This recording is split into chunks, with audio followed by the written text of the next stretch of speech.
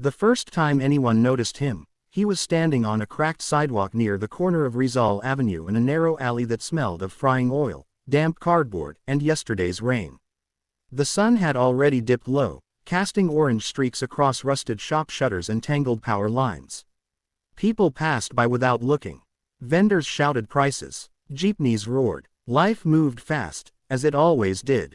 And in the middle of it all stood a thin Filipino teenager with a battered acoustic guitar, its strings darkened by sweat and age, its body held together by tape near the sound hole.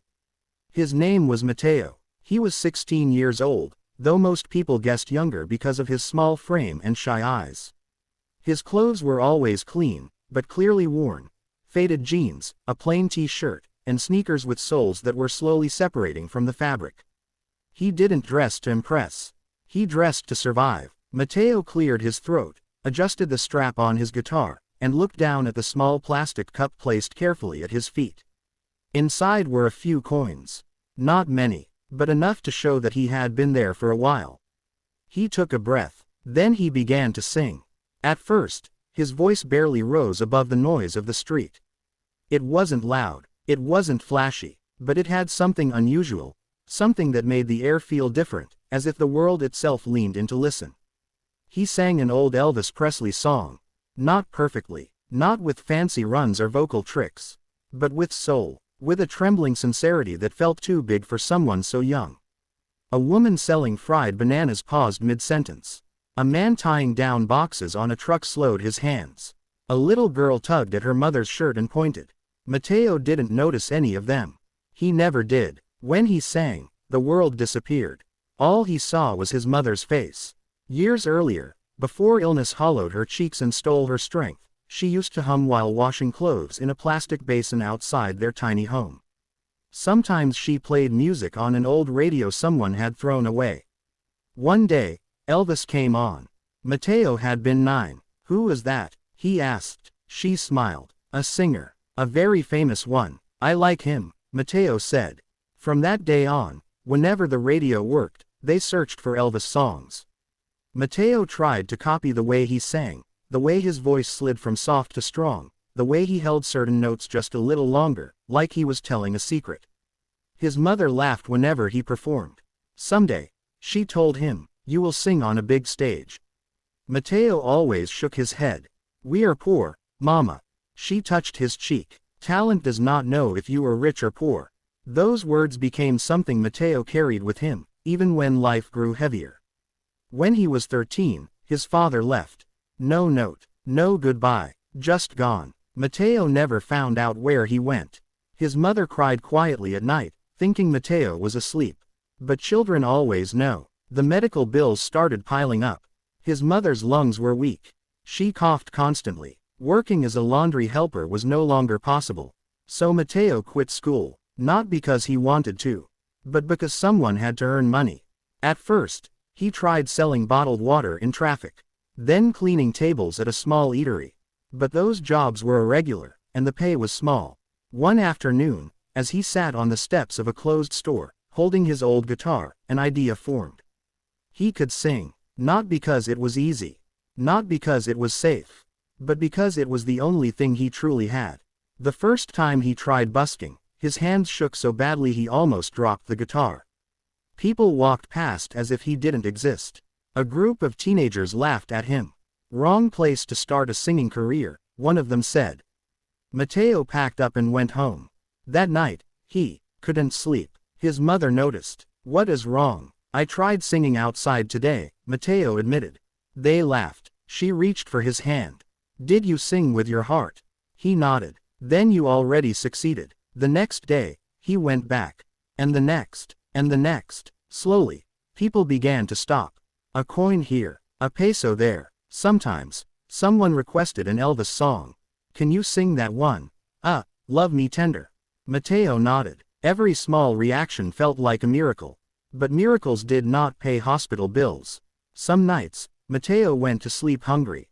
He always gave most of the money to his mother. "Mama, eat," he said. She shook her head. "I already ate." He knew she was lying. But he pretended to believe her. One evening, a man in his late 20s stopped to listen. He wore jeans, sneakers, and carried a small backpack. He didn't look rich. He didn't look important. But he listened. Not for 10 seconds. Not for 30. For the entire song. When Mateo finished, the man clapped. "Kid," he said, "do you know how good you are?" Mateo looked down. "I just sing." The man smiled. "What is your name?" "Mateo." "I'm Carlo. I help run a small recording studio." Mateo's heart started beating faster. "I'm not famous," he said quickly, afraid the man expected something he couldn't give. Carlo laughed softly. "I know. But you should be." Mateo thought it was a joke. People made jokes all the time. But Carlo returned the next day. And the day after. Eventually, he asked a question that scared Mateo more than anything. "Have you ever thought about auditioning for a talent show?" Mateo shook his head violently. "No, that is for rich people. For people with connections." Carlo crouched down so they were eye level. "It is for people with talent." Mateo didn't answer. That night, he told his mother about Carlo. She listened carefully. "Do you want to try?" she asked. "I'm scared," Mateo said. She smiled weakly. "You were scared the first time you sang on the street." Mateo didn't sleep. Images flooded his mind. Bright lights, judges, people laughing, people booing, but also, people listening, really listening. A week later, Carlo came with printed forms. Audition registration for a popular televised singing competition. Mateo stared at the paper like it might bite him. Carlo paid the registration fee. Mateo protested. "I cannot accept this." Carlo shrugged. "Then pay me back someday when you are famous." Mateo didn't know what to say. The day of the audition, Mateo wore his cleanest shirt. It still had small holes near the collar. He tried to flatten his hair with water. His mother insisted on walking with him to the bus stop, even though she was weak. "Sing like you sing for me," she said. The audition venue was massive. Hundreds of people stood in long lines. Some had professional-looking outfits. Some practiced vocal runs loudly. Some had family members carrying equipment. Mateo had only his guitar. People stared. A boy whispered, "He looks homeless." Mateo pretended not to hear. Inside the audition room, 3 producers sat behind a table. One looked bored. One checked her phone. One chewed gum. "What will you sing?" a woman asked. Mateo swallowed. "An Elvis Presley song." The man raised an eyebrow. "Okay. Go ahead." Mateo closed his eyes. For a moment, he wasn't in a room. He was back on the sidewalk. He was back beside his mother.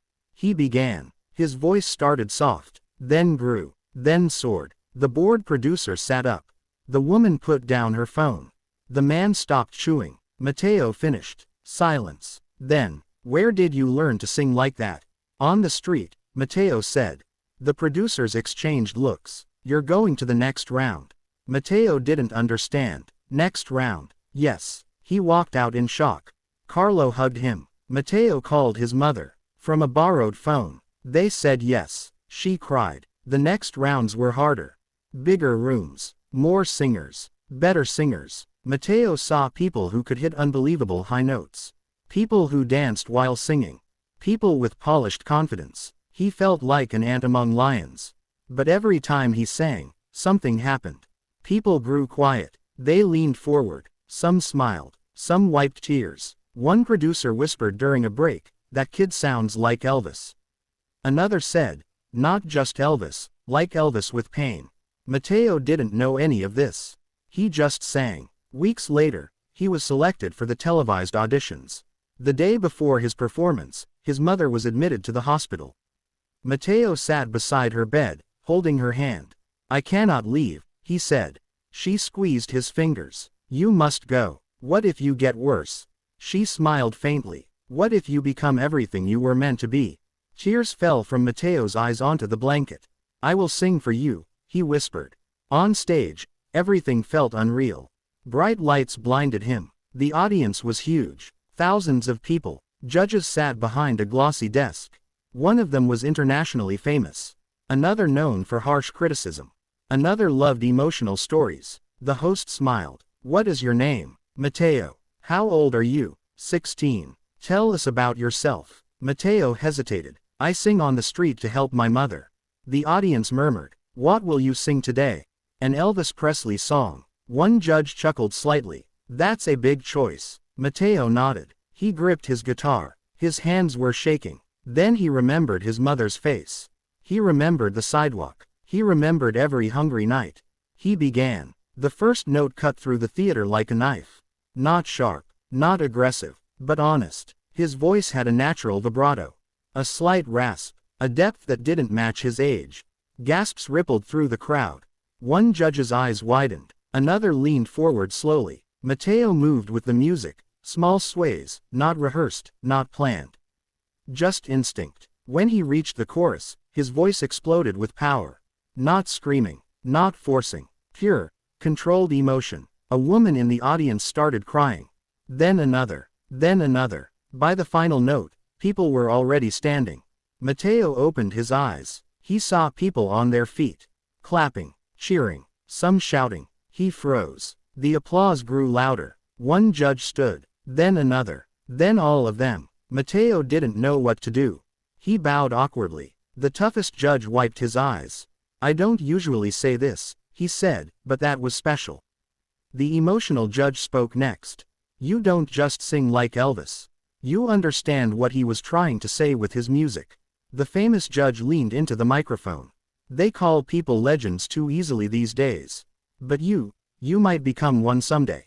Mateo's knees nearly gave out. Yes, from me, said one judge. Yes, said another. Yes, said the third. Confetti exploded. Mateo stood there, stunned. Backstage, producers hugged him. Contestants congratulated him. His phone buzzed with messages from unknown numbers. Carlo was crying. Mateo called the hospital. Mama answered weakly. I saw you, she whispered. I sang for you. I know. You were beautiful. From that night on, everything changed. Clips of Mateo's performance spread across social media.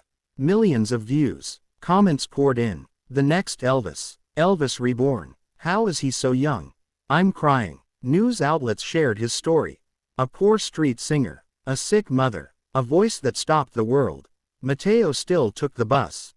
Still wore simple clothes. Still felt uncomfortable when people stared. But now, when he sang, it was on bigger stages. With live bands. With mentors. With cameras. Each performance grew stronger. He never chose flashy songs. He chose songs that meant something. Songs about love, loss, hope. One week, he sang a slow ballad.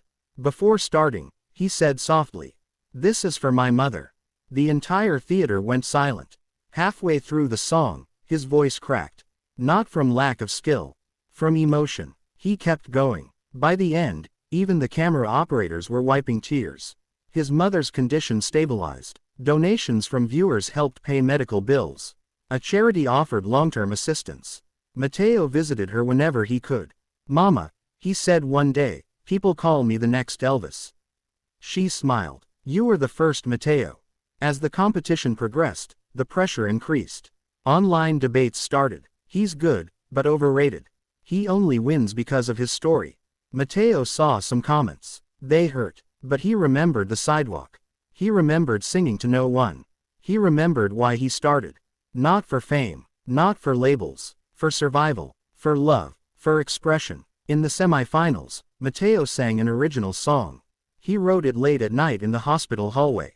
About a boy who sings under broken streetlights. About a mother who believes. About dreams that feel impossible. The audience listened in complete silence. When he finished, there was no immediate applause. Just stunned quiet. Then thunder. People stood. Some fell to their knees. Judges called it his best performance. Mateo made it to the finals. On finale night, he wore a simple black outfit. No glitter. No gimmicks. He chose an Elvis classic, and his original song. His mother watched from the hospital, surrounded by nurses. Mateo sang like his life depended on it. Because in many ways, it always had. When the winner was announced, time slowed. In third place. In second place. Mateo barely breathed. And the winner is Mateo. For a second, he thought he misheard. Then Carlo screamed. Confetti exploded. Mateo covered his mouth. Tears streamed down his face. He walked to center stage, shaking. The host handed him the trophy. "What are your first words as the winner?" Mateo looked into the camera. "This is for my mother." And for everyone who feels invisible, the world now knows his name. Producers line up, record labels call, but Mateo still visits the street where he once sang. Sometimes, late at night, he stands there quietly. Not to perform, just to remember. Remember the boy he was. Remember the hunger. Remember the fear. Remember the love. He knows fame can fade, but gratitude must not. They call him the future Elvis. But more importantly, he is a boy who refused to let poverty silence his voice. And because of that, the world is listening. Mike Sparkles.